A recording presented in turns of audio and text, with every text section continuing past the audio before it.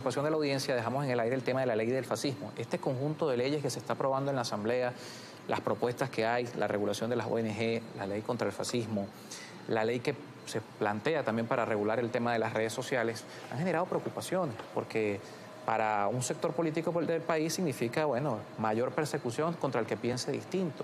Y le preguntaba antes de ir a la pausa con el tema de la ley del fascismo, ¿quién define qué es fascismo? Porque pareciera para un sector que es muy interpretativo eso del fascismo. Por ejemplo, hoy se dice el fascismo, que es una ideología, por supuesto, de nuestra historia ha tenido resultados terribles, ¿no? En todos los casos previos a donde el fascismo se ha aplicado. Pero hay sectores que, bueno, no se conciben de esa idea, de esa corriente política, y hoy caen en ese saco porque alguien lo interpreta que todo lo que esté alrededor de María Corina Machado es fascista o de ultraderecha. Y, por ejemplo, Acción Democrática no es de ultraderecha, Acción Democrática está en la Internacional Socialista. Entonces, ¿quién interpreta realmente o cómo definen qué es fascismo y qué no es fascismo? Bueno, Acción Democrática está en la Asamblea Nacional y participaron en las elecciones y han asumido los resultados, no lo puede identificar. Bueno, no voy a defender Acción Democrática. Otros que dicen que son ADECO. Pero lo que te quiero decir es lo siguiente: el fascismo está claramente definido a lo largo de la historia y en nuestra realidad. Una política y una ideología que utiliza el terror, ¿no?, como instrumento para llevar a cabo sus objetivos, para concretar su objetivo, algo que está haciendo esa ultraderecha en este país y nadie lo puede objetar. Ahí están los muertos, ahí están las destrucciones, y ahí está todo. Tenemos a más de 1.500 personas detenidas, confesas, con las pruebas, y ahí están las destrucciones, número uno. Sembrar el odio en función de la raza, el odio en función de la clase social, el odio en función de la nacionalidad, un profundo nacionalismo. Nadie puede negar que esa gente irradia odio, destila odio en cada una de sus acciones, y ahí están las pruebas.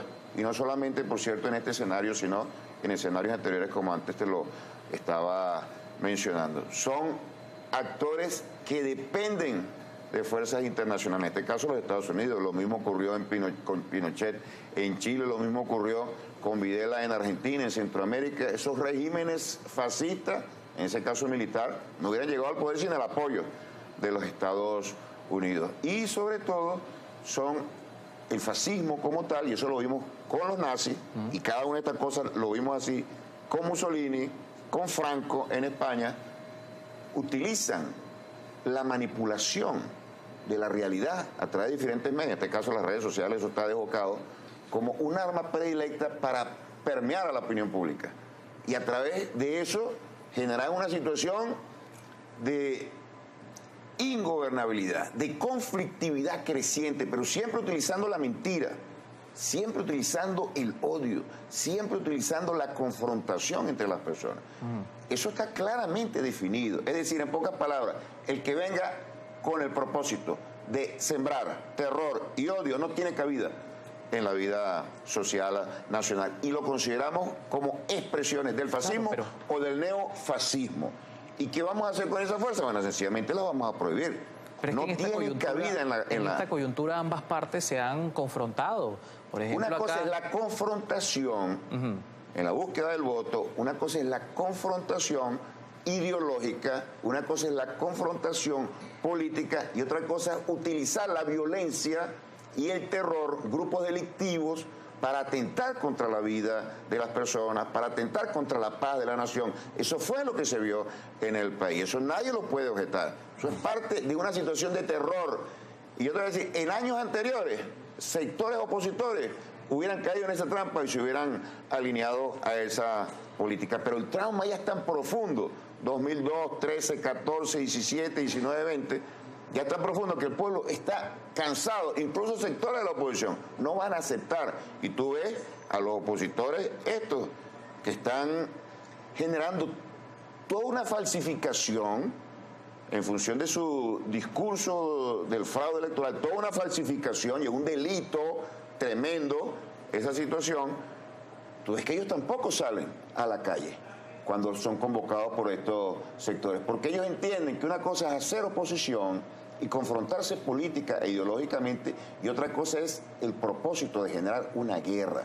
Y nuestra responsabilidad es muy elevada para impedir nosotros, y vamos a legislar, y no solamente vamos a legislar, vamos a actuar en consonancia. Entonces, los que estén involucrados en actos de violencia y terror en el marco de esta política fascista van a tener que pagar con serias consecuencias desde el punto de vista penal, y las organizaciones políticas que se alineen con esa estrategia no pueden participar en este país en ningún tipo de proceso. Está claramente definido en la ley, y la ley ha sido debatida.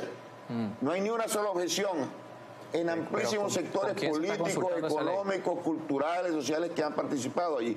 Trabajadores, empresarios, gente de la salud, gente de la educación.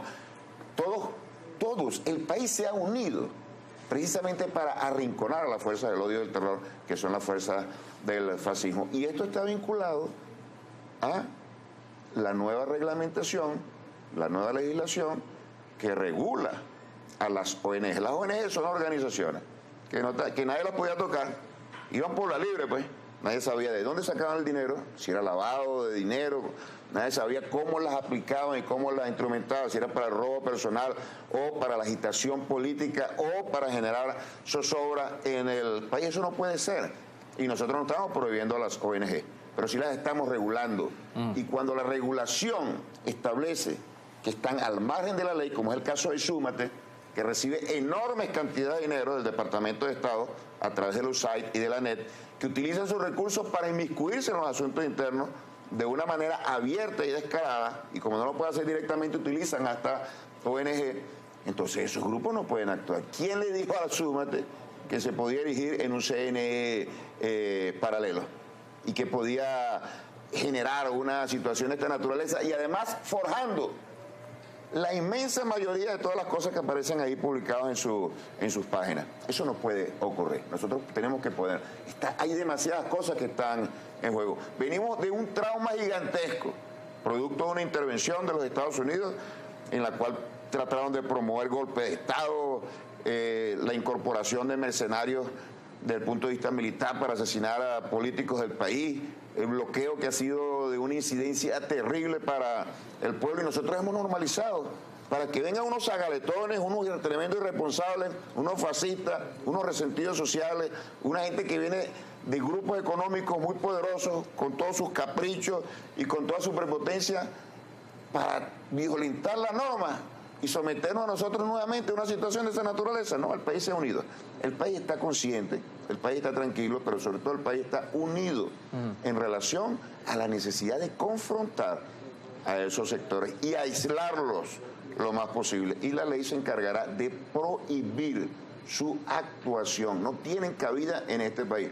Todos aquellos que reconozcan las leyes y todos aquellos que se sometan a las instituciones que existen en el país, por supuesto que podrán participar en la vida pública. Vamos a revisar la participación de la audiencia. Acá varias preguntas para Jesús Farías. José Ramón Martínez por acá le escribe: señor Farías, con el robo que se hizo en la ISAMI se cayó la autoridad de que no se puede aumentar el salario por la guerra económica. Bueno. Sí, está preso, y con él 50 personas más, altos funcionarios. Por cierto, eso jamás hubiese ocurrido con ningún gobierno de la derecha o antes del gobierno, los gobiernos del comandante Chávez. Presos, altos funcionarios, ministros, exministros, diputados, presidentes de empresas. Pero lo más curioso, y yo siempre lo repito acá, cuando esta gente es puesta presa por esos delitos, sobre todo de robo, enseguida huyen a los Estados Unidos, y los Estados Unidos y otros países de la región se convierten en una verdadera cloaca, donde esa gente es protegida y se convierte en perseguidos políticos, después de haberse evidenciado aquí su responsabilidad en esos actos. Y precisamente esa es una de las cosas. Ayer el presidente tuvo una reunión extraordinaria con la dirección política de la revolución bolivariana. Estaba el PSUV, estaban los representantes del pueblo patriótico, gobernadores, etcétera. Llamó a radicalizar a la revolución bolivariana. Esta victoria tenemos que capitalizarla desde el punto de vista de los planes del desarrollo del país. Entre muchas otras cosas, está contemplado la organización del pueblo para que el pueblo se convierta en poder.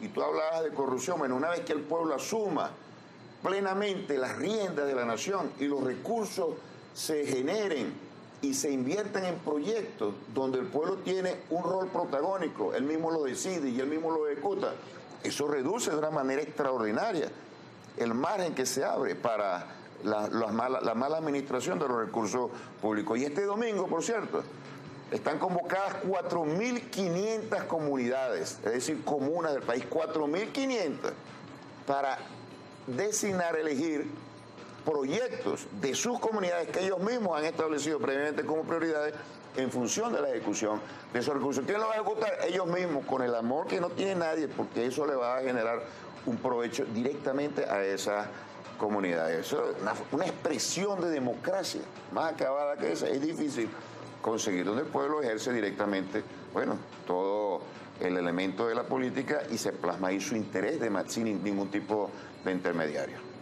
Se nos acabó el tiempo, lamentablemente. No pudimos leer los mensajes acá de la audiencia. Muchas gracias por la invitación, hermano. Natalia Araujo, Hernán Saturno, Jesús Jaime, de Luis Loyo, Francisco Escalona, varios por acá, Leonídas. De la mañana para terminar de contestar eso. Nos quedaron muchos temas pendientes acá con el diputado Jesús Farías. 7:27 minutos a la pausa y seguimos con más.